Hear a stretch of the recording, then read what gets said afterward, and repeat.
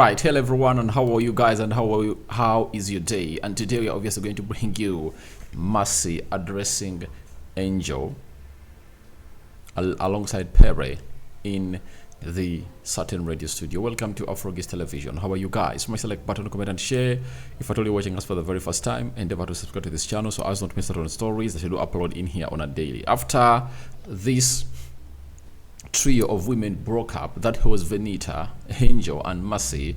Mercy was obviously accustomed to question to be answered on whether she's okay with getting back to Angel and Venita and how they're going to solve their issues that have gone ahead to be here for a very, very long time. And Mercy had the following to say when even Pere was watching. So allow me to with this video, and we thank God for the gift of life. Don't forget to subscribe. Rock and David is my name, because we want to hit how many subscribers? We want to hit 8,000 subscribers before the end of this month. Over to Mercy addressing Angel. Oh, there was this time that day that you told Angel that I'm like a fan. I think it had to hint that at some point, like some of you acting like you're fans of other housemates. I think that was supposed to be during Angel. But for some reason, you guys drifted apart. What happened with that whole Angel Benita messy? How are you guys at this point now?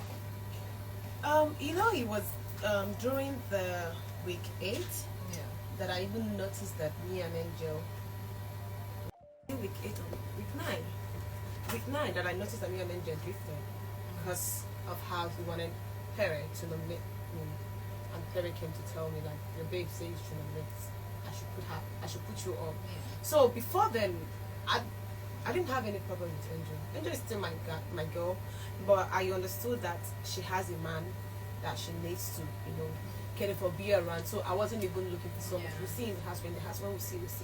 But it was okay. Week 8, after Ebuka asked the question, when he asked Benita, "What's up? You had a lot to say about this girl. Why haven't you said something to her?"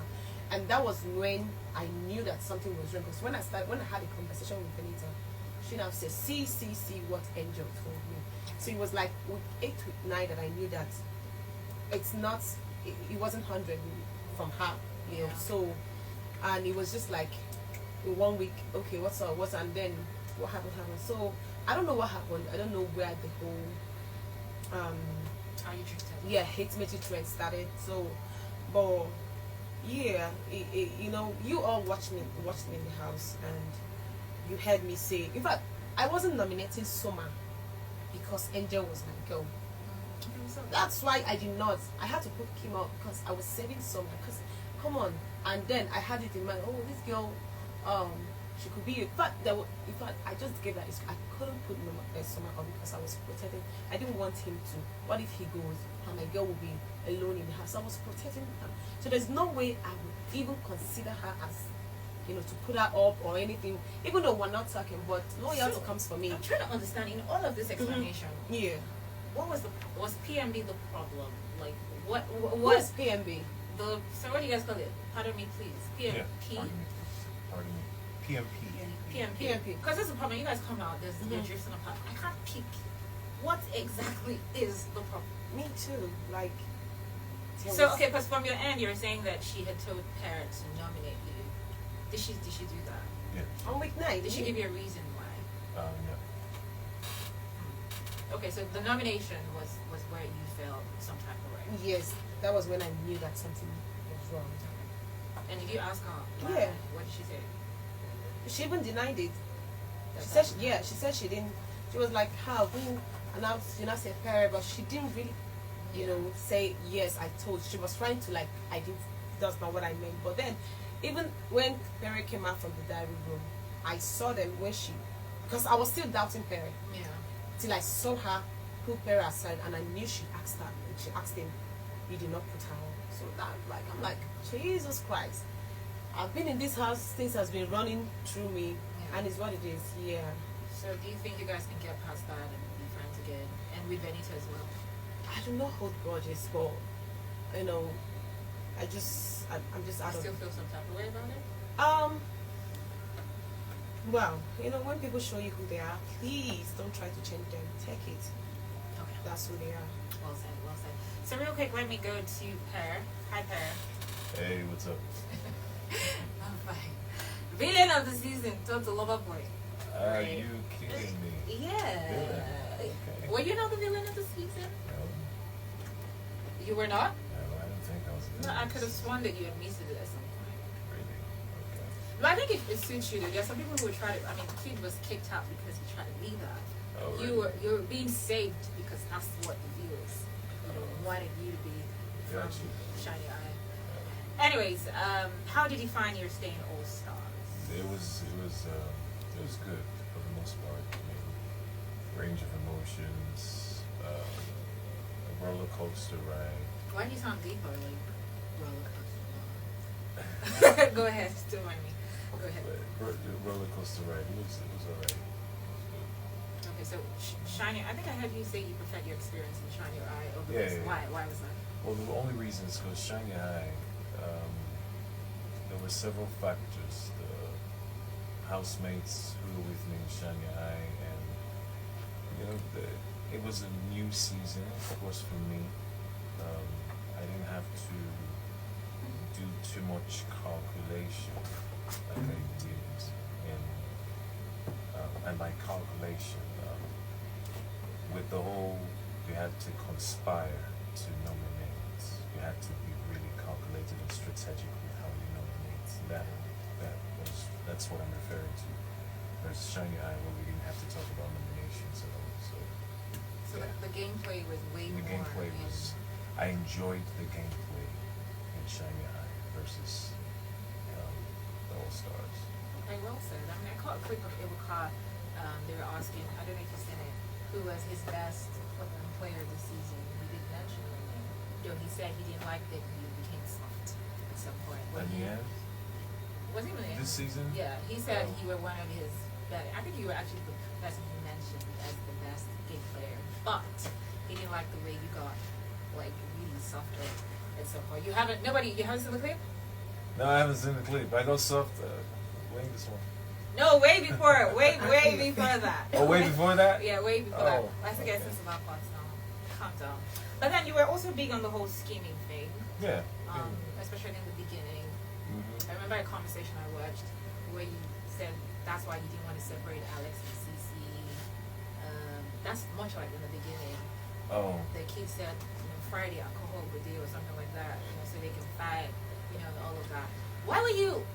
I mean, yes, you can conspire, but it seemed a little deep for you No, initially. it didn't seem deep for me at all. So here's the thing. With a season like this where you have to do a lot of where conspiring was allowed, for me, I had to do only one thing. I had to realize that it's a social experiment. People are actually going to come in there, and most people actually know themselves. Yeah. But then there's the game factor where you have people watching you and stuff like that. So you're leaving with other people. You definitely be pushed, and sometimes you can't control yourself. Some other times you can. I know for a fact if I gave a man or a woman a rope, they can do whatever they want with that rope. But I can't hold the rope and hang it over their neck and strangle them by myself. But I'd rather give them the rope. So what I did was I studied almost every single one, understood their weaknesses, and hey, it's a game. So you might as well allow those people who can't control themselves to hang themselves by themselves. Okay, you say so. Yeah. Because he almost felt like it got deep to the point where you wanted people to be disqualified. So makes me say. Are you referring to one particular situation? I didn't want people to be I disqualified. mean, if you say if people are fighting, let's not stop them so they can go home. What does that mean?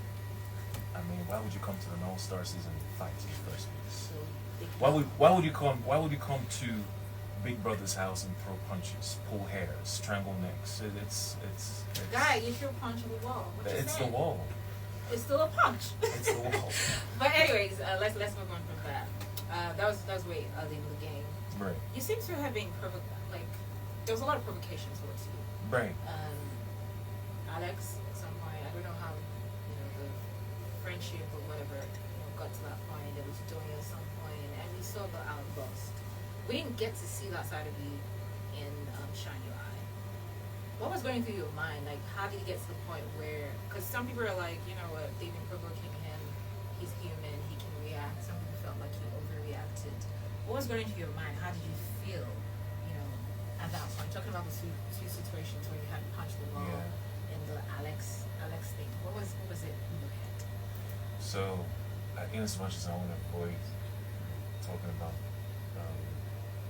those, I would only say this: if I brought a bottle of water and an empty glass, and I kept pouring water into that glass, at some point, that glass would get full. And if I don't stop pouring, it will overflow.